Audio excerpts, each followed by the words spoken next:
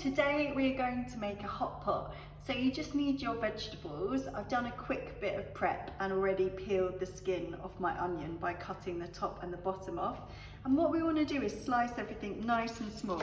So I cut my onion in half and then I wiggle my knife through and then I just slice down like this, slicing along the lines of the onion almost all the way to the top, but not, so it kind of holds together still, and then turn it the other way round and slice down to get these nice little dice bits like that. So I'll keep doing that. Then we get to our swede. Now I've just cut the bits of skin off, it's slightly darker colour that you can see, and then I'm just going to go across and cut it into quite thin strips like this. Now, what we want to do is to get really small bits of swede, because swede takes quite a long time to cook. So you just want to cut lengthways and then cut across so that you are dicing the swede into little pieces like that. And then with the carrot, give it a wash. You can peel it if you like, or just wash it. And then I'm going to cut both ends off. And then I'm going to work my way through the carrot, cutting a bit like this off, placing it flat, and then going down through the middle. And I'm going to go down once more on each side, like that. And then I'm going to do the same as the swede and go a long ways a couple of times, and then turn it on its side and go the other way. And then we're getting little pieces of carrot as well, so we're dicing everything really small. And then we get to a potato, which you can just wash. I've peeled mine, but it's up to you. And then we can make slightly bigger bits of potato here. So we're gonna dice it up. You can keep it like that. So they're bigger chunks, like 2 centimetre chunks, because the potato takes less time to cook. So you just wanna get your onion, swede and carrot really nice and small, and your potato a bit chunkier, and then we're gonna put it all in the bowl. Just put 2 mugs worth of water in a kettle and put that on to boil.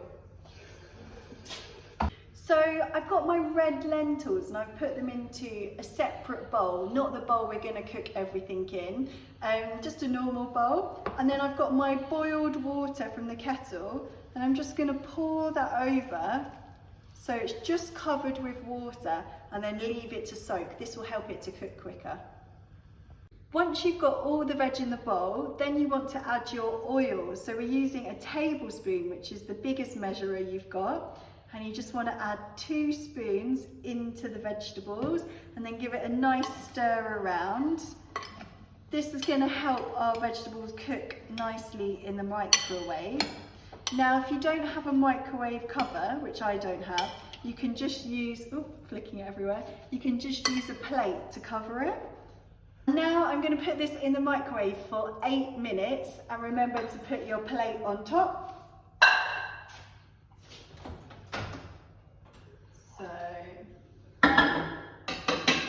And you can just leave it to cook for 8 minutes on the highest speed. While the vegetables are cooking, you can prepare your herbs. You should have some rosemary and thyme, and just pull the leaves off of any kind of woody bits of stalk onto your board.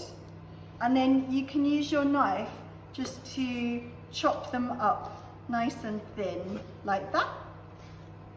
We're using a tin of beans today, so just open it. You can drain any of the liquid away, like that. Or you can use a sieve if you have one, or a colander, and you can just pour them in like this.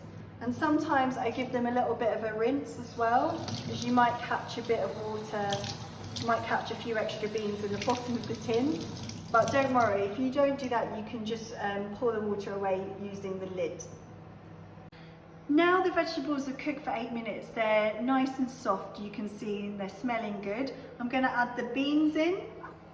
Then I'm going to remember my lentils. I'm just going to spoon those in as well. Don't forget those.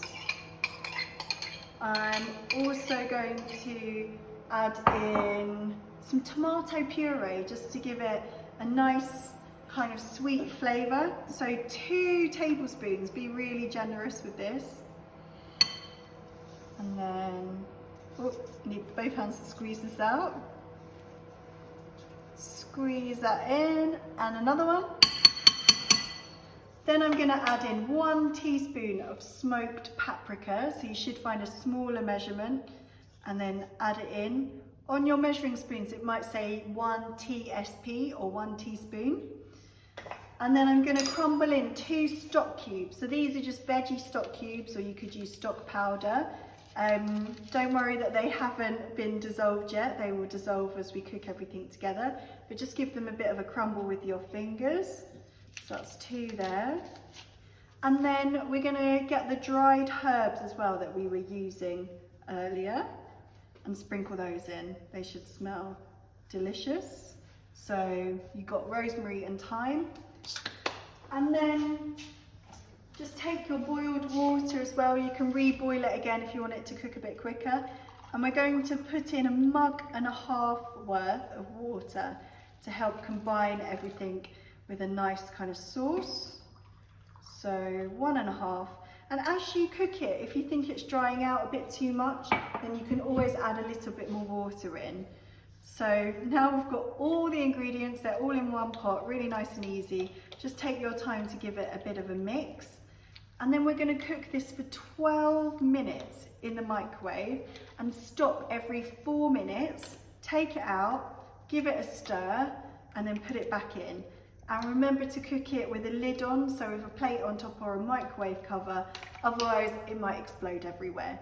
So in for 12 minutes, stopping every 4 minutes to stir and putting it back in, and I'll see you at the end of that.